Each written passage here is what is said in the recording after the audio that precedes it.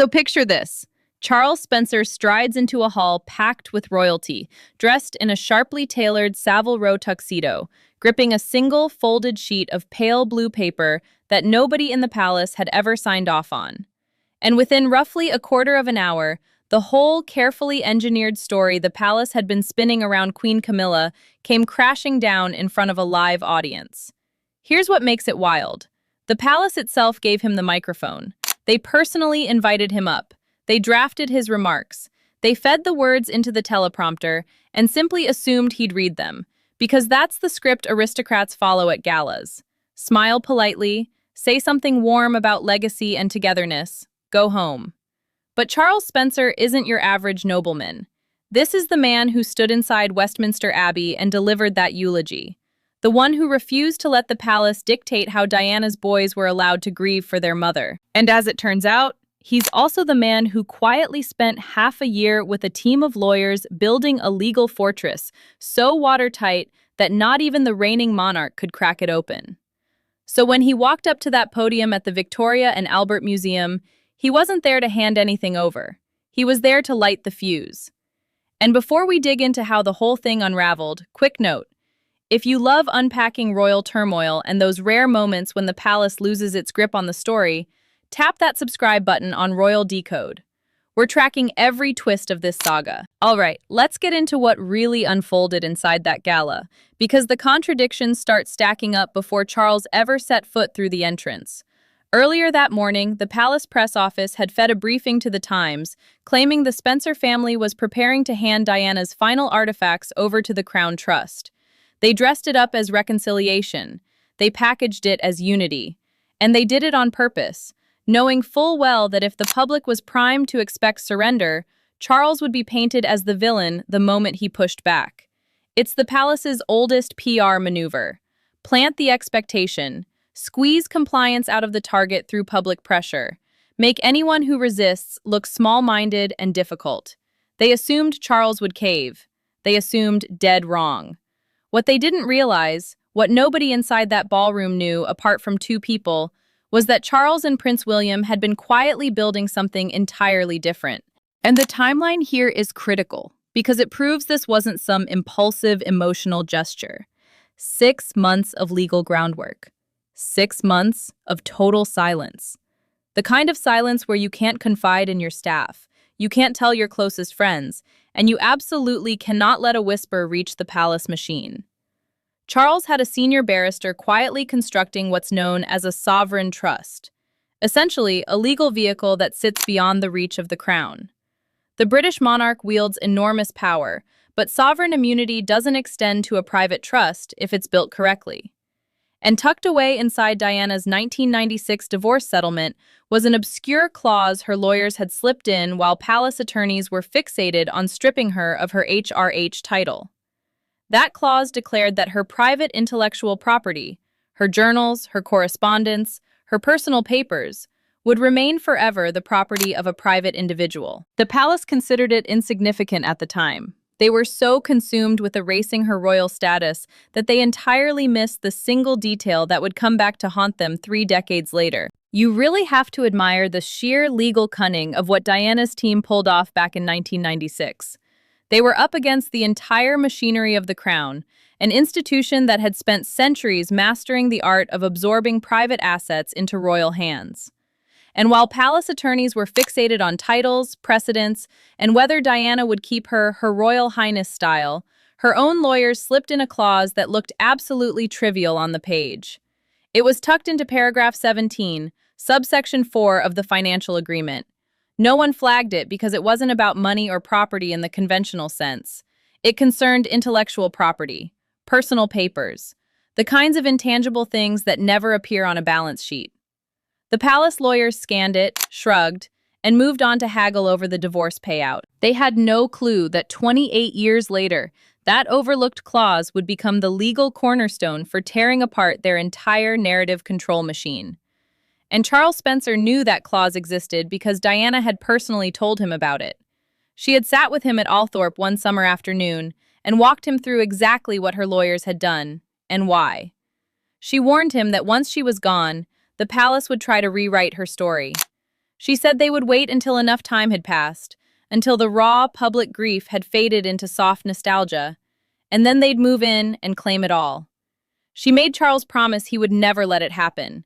And Charles Spencer is a man who honors his promises. So back to the gala. Queen Camilla is seated at the head table, wearing the Greville emeralds. That's a statement in itself. Those emeralds carry weight. They passed from Queen Mary to the Queen Mother, and now they're resting on Camilla.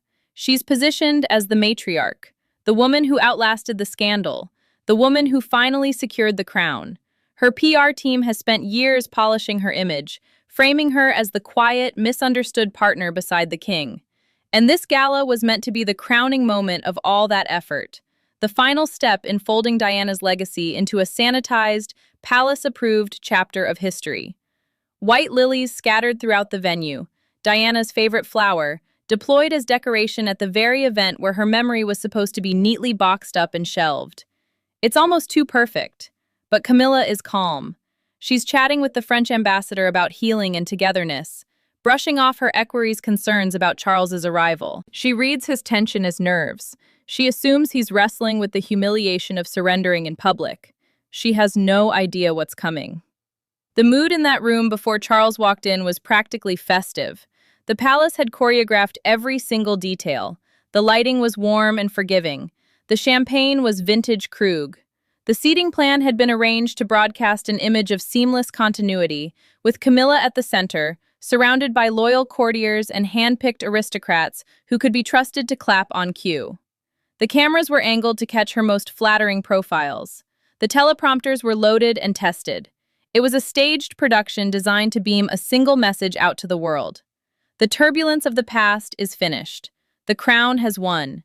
We are all one harmonious family now. But staged productions only work when every performer sticks to the script.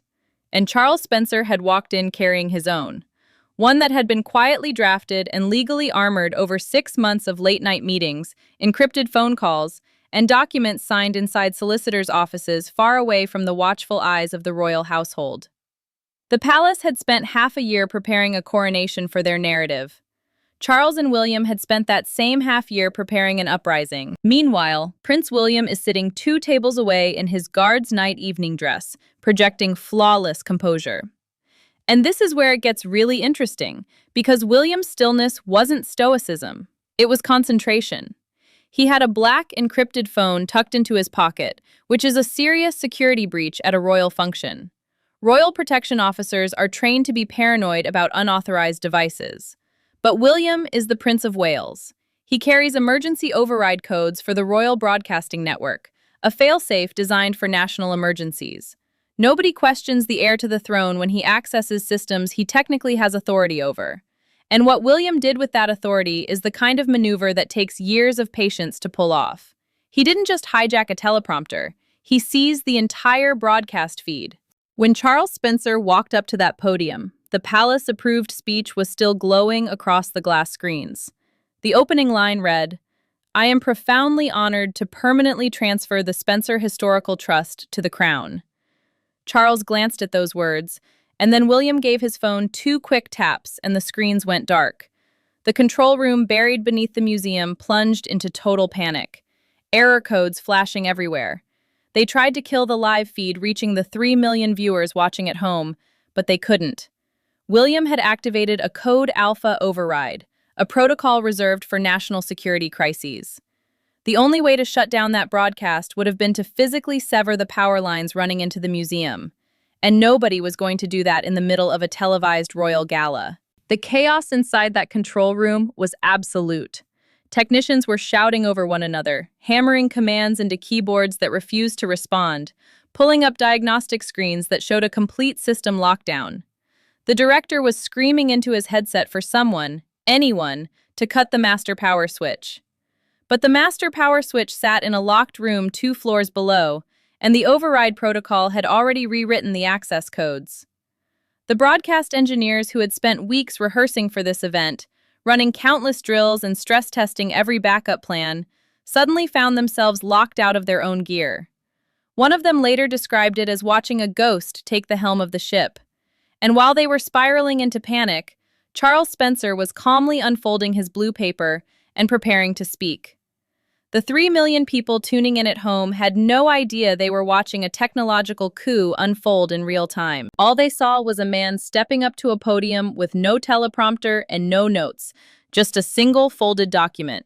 And they could sense something was about to happen that the palace had never rehearsed for. So Charles is standing at that podium, with no teleprompter, no approved speech, and a room of 500 aristocrats and dignitaries waiting on his next words. And he doesn't flinch. He doesn't hesitate. He slides a hand into his tuxedo jacket and pulls out that pale blue paper, stamped with the seal of the High Court of Chancery. And you have to understand the weight of that seal. The High Court of Chancery handles trusts, estates, and matters of equity. It isn't criminal court. It's the court that governs property and legacy. A document carrying that seal means something has been legally structured and formally approved at the highest levels. The moment Camilla saw that seal, she knew. Her face drained of color before Charles even started reading, because she understood that whatever was written on that page had already been through the courts. It was already sealed. There was no undoing it. Charles began to speak, and his voice wasn't laced with anger. It was something worse than anger. It was calm, melancholic, almost wistful. He spoke about how history is curated by the ones who survive, how grief gets tidied and smoothed over as the years pass, how Diana had never lived a tidy life and never wanted her truth polished by the very institution that had tried to silence her.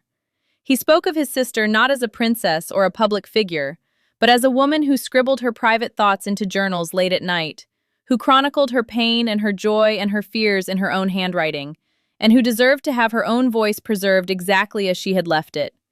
He spoke of the promises he had made to her, promises that had weighed on his shoulders for nearly 3 decades, promises he was at last in a position to fulfill. And then he read the declaration. The entirety of Diana's personal archives, her handwritten diaries, her private correspondence, every last piece of it was being transferred into a new trust. Not the Crown Trust, not the Royal Historical Trust, a completely independent entity called the 1997 Heritage Trust. And the executors of that trust weren't palace courtiers. They were her 2 sons, William and Harry, and they had authorized the immediate, unredacted, worldwide publication of her final journals. The room shattered. Camilla physically flinched backward, sending her water goblet crashing over, ice water spreading across the white damask tablecloth like a stain. And nobody moved to help her. No equerry darted forward with a napkin. The aristocratic guests, people bred from childhood in the strictest etiquette, completely abandoned decorum. Dukes rose from their seats. Duchesses gasped out loud. The press corps surged past their barricades, cameras firing, reporters shouting questions. And through the whole storm, William sat perfectly still. Then, slowly, he pushed his chair back and started walking toward Camilla's table. His protection officers were hissing at him to stop. Arthur, the equerry, tried to intercept him. William said just 3 words, "Stand down, Arthur," and he kept walking. The equerry froze. That is the authority of the future king, not the current king, not the queen consort, but the heir who will one day sit on the throne. And Arthur's training overrode his panic. He stepped aside. William reached the head table and leaned down, planting both hands flat against the soaked tablecloth, bringing his face inches from Camilla's. She whispered his name, her voice stripped of every ounce of royal authority. She asked him what he had done, and William told her he had done exactly what the palace had trained him to do. He had secured the history of his family. Then he lifted the black encrypted phone, tapped the screen, and turned it toward her. An automated delivery confirmation from the BBC, the New York Times, and the Washington Post. The complete Spencer archives, decrypted and ready for publication. The global embargo would lift in 60 seconds. Now, let's talk about what was actually written inside those diaries, because the reactions of the journalists in that room tell you everything. A veteran royal correspondent, a woman who had covered palace scandals for 30 years, opened a file on her tablet and let the device fall from her hands, clattering onto the marble floor. She dropped to her knees. She sobbed. This is not a woman who cries over royal drama. This is a hardened journalist who has seen it all. And what she read on that first page was a diary entry dated August 1997, written just weeks before Diana's death. And in that entry, Diana wrote that the men in gray suits, the palace courtiers, had finalized a blueprint. She wrote that they couldn't erase her while she was alive, so they would sanitize her once she was gone.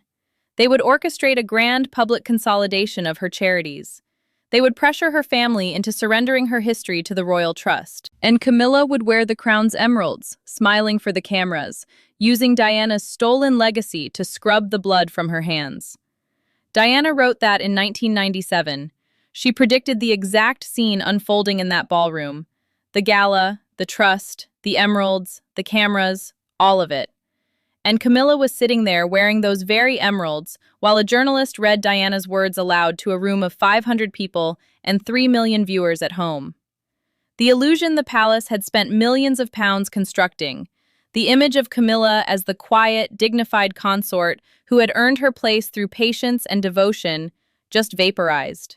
Diana had called it decades in advance, with pinpoint accuracy, and now the entire world was reading it in her own handwriting. But it gets worse for the palace, because while all this is unfolding, the secure emergency line at the head table begins to ring. It's the red phone, reserved for direct communication from the sovereign himself. King Charles III had been watching the broadcast from Buckingham Palace, and he was calling into the room. Arthur, the equerry, reached for the phone with trembling hands, but William moved faster. He seized the receiver, walked back to the podium, and pressed the earpiece against the live microphone, so the entire room and the entire broadcast audience could hear exactly what his father had to say. And the king's voice poured out through the speakers, stripped of its polished public tone, raw and panicked, ordering William to cut the feed immediately before he destroyed everything. And this is the moment where 30 years of buried grief and rage came flooding to the surface. William stood at that podium, the same stage where his uncle had just detonated the first bomb, and he addressed his father directly on live television. He reminded him of Balmoral in 1997, the freezing morning when a 15-year-old boy was told to button up his dark suit, choke back his tears, and walk behind his mother's coffin for the sake of the crown. He reminded him of 3 decades of standing silently beside the woman who had broken his mother's heart, of playing the beautiful shield, the good, obedient heir, protecting an institution that had demanded everything of him and given nothing in return. He spoke of the nights he had lain awake as a teenager at Eton, hearing the other boys whisper about his mother's death, about the conspiracy theories and the tabloid headlines, and then having to wake up the next morning and pretend none of it touched him, because that was what princes did. They endured. They kept quiet.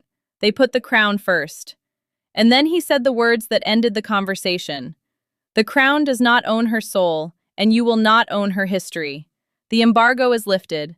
The world will read her words unedited and unchained. And he pressed the red button and cut off the King of England while 3 million people listened. The silence that followed lasted maybe a single second. And then the room erupted. Not in panic this time, but in applause. A thunderous ovation that shattered centuries of royal protocol. Dukes and ambassadors and charity workers and journalists, people trained never to break composure, rose to their feet and cheered. And at the center of it all, Queen Camilla sat undone, weeping silently, the Greville emerald still hanging heavily around her neck, in the shadow of a legacy she could never overcome. So when you actually line up what was said against what actually happened, the palace's version of the story collapses under its own weight. They told the Times that morning that the Spencers were handing over the archives. Charles Spencer stood up and read a legal declaration proving the archives had already been moved into a sovereign trust beyond the crown's reach. They said this gala was about unity and healing. Diana's own diary from 1997 laid out the exact same scenario as a blueprint for erasing her memory. They said Camilla was the dignified queen consort who had earned her place, and she sat there with a spilled water goblet and a face drained of color, while her stepson publicly dismantled her husband's authority on live television. That's not a narrative that can be spun. That's not a PR crisis that can be smoothed over with a carefully worded statement. The palace cannot walk any of this back because the documents are already out in the world. The embargo has lifted. Diana's words belong to the public now, and the trust is legally sovereign, meaning no one, not the king, not the palace lawyers, not the government, can seal those archives or restrict access to them. Charles Spencer and Prince William didn't simply win a public relations battle. They rewrote the legal landscape permanently. The palace spent 30 years trying to keep Diana's legacy under lock and key. And in a single night, on their own stage, at their own gala, with their own cameras still rolling, they lost control of it forever. The ghost they tried to box up and file away had just burned the entire archive to the ground.